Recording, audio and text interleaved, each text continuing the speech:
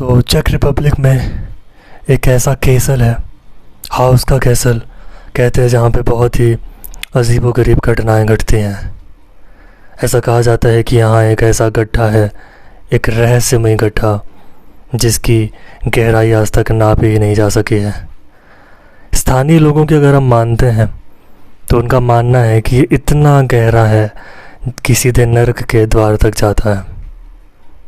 13वीं सदी में एक कैदी के सामने ये शर्त रखी जाती है कि अगर तुम इस गड्ढे में नीचे जाकर इसके रहस्य का पता करो, ये पता करो कि नीचे क्या है, तो तुम्हारी सज़ा हम माफ़ कर देंगे। एक नौजवान कैदी तैयार हो जाता है, उसे रस्सी के सहारे गड्ढे में नीचे उतारा जाता है।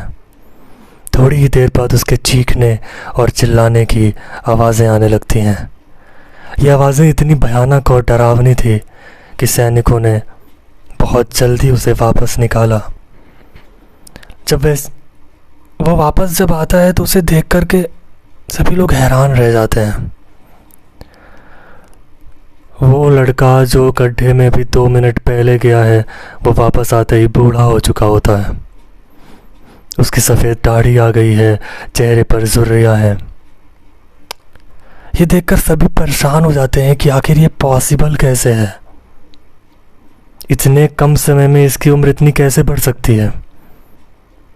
सैनिकों ने जब उस कैदी से पूछा कि आखिर तुमने क्या देखा, तुम्हारे साथ क्या हुआ जो तुम चीखना स्टार्ट किए, उसने बताया कि अंदर बहुत ही अंधेरा था और उसे बहुत ही अजीब और डरावनी आवाज़ें सुनाई दे रही थी। उसे लग रहा था मानो कोई रो रहा है, उसे लग रहा था मानो कोई उसे घूर रहा है, उसे लग रहा था कोई बहुत ही नेगेटिव एनर्जी अंदर बैठी हुई है।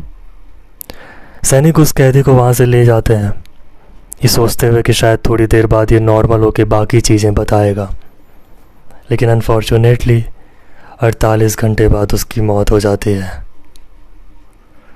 तो नमस्कार, हेलो, कैसे हैं आप सभी? उम्मीद करता हूँ आप अच्छे हैं, आपकी फैमिली भी बढ़िया होगी। हमारी आज की कहानी इसी हाउस का कैसल की है। ये कहानी न सिर्फ डरावनी है बल्कि इसमें रहस्य भी है, इसमें टाइम ट्रैवलिंग की घटना भी है। तो आवाज़ जो मेरी लड़खड़ाई है उसे नज़रअंदाज करके अपने कमरे की लाइट बंद करो, कान में हेडफोन लगाओ और मेरे साथ इस भूतिया सफ़र पर चलो। तो 11वीं सेंचुरी में एक शहज़ादा, एक शासक प्रिंस लेवीबोर हाउस का पहुंचता है। वहां पहुंचने पर उसने एक कैसल बनाने की मांग करी अपने लड़के के लिए। उसके फरमान पर काम शुरू हो जाता है। लकड़ी का कैसल बनाना उसने कहा था। थोड़े दिनों बाद वहाँ के वर्कर्स को एक गड्ढा नज़र आता है।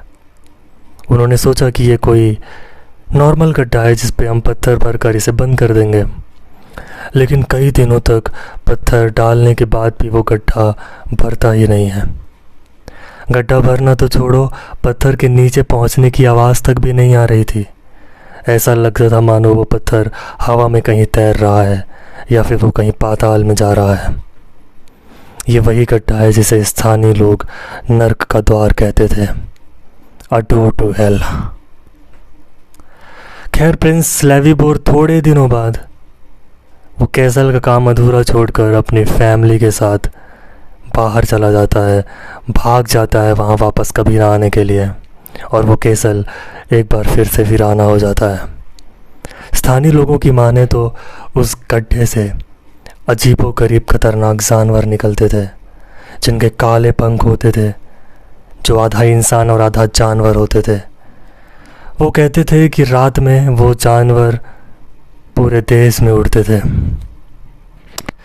13वीं सदी, 200 साल बीत जाते हैं।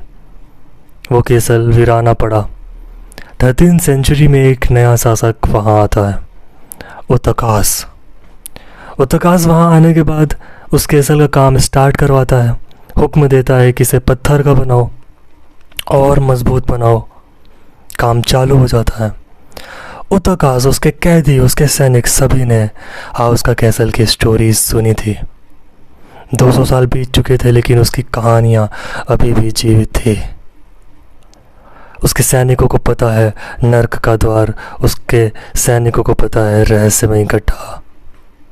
वो तय करते हैं कि कैदियों की मदद से हम इसके रहस्य के बारे में जानेंगे। वो कैदियों को गड्ढे में नीचे डालते ये पता लगाने के लिए कि आखिर अंदर है क्या।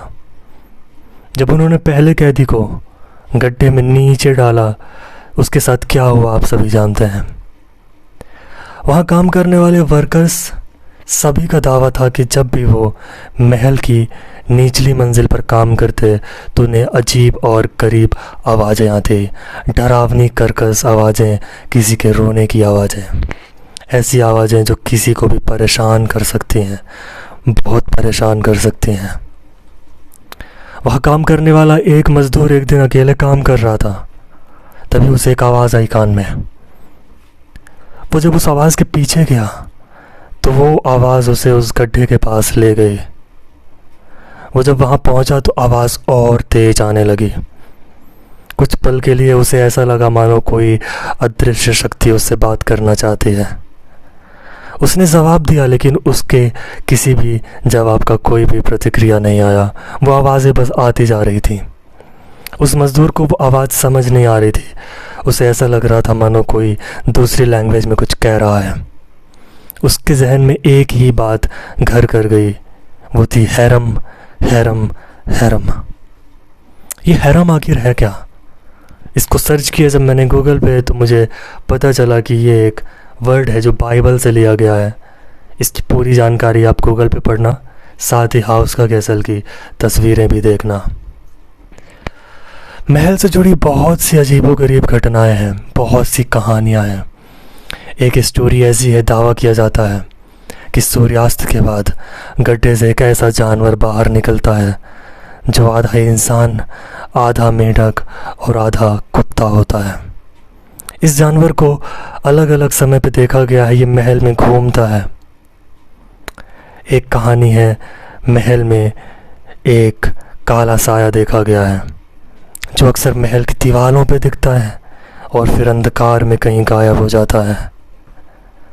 एक और कहानी है, हाउस का कैसल के आंगन में कहते हैं एक बिना सर का आदमी देखा गया है जिसके घाव से खून बहता है और वो तड़पता हुआ इधर उधर आंगन में भागता है।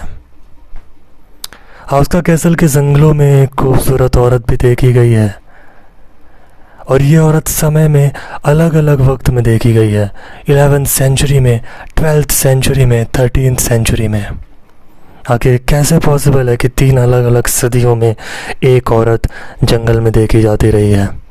ये खूबसूरत औरत जिसके लंबे काले बाल हैं, सामने की ओर बिखरे हुए ये सफ़ेद कपड़ा पहनकर बस जंगलों में घूमती रहती है। हाउस का कैसल में उतकास जब आया था तो उसने गड्ढे के पास एक चेपल बनवाया। उस चेपल में उसने भित्ति चित्र उकेरे। उन भित्ति चित्र को करीब से देखने में पता चलता है कि उसमें भूत, ड्रैगन और एक चुड़ैल की आकृति है जो कि दुष्टता का प्रतीक है।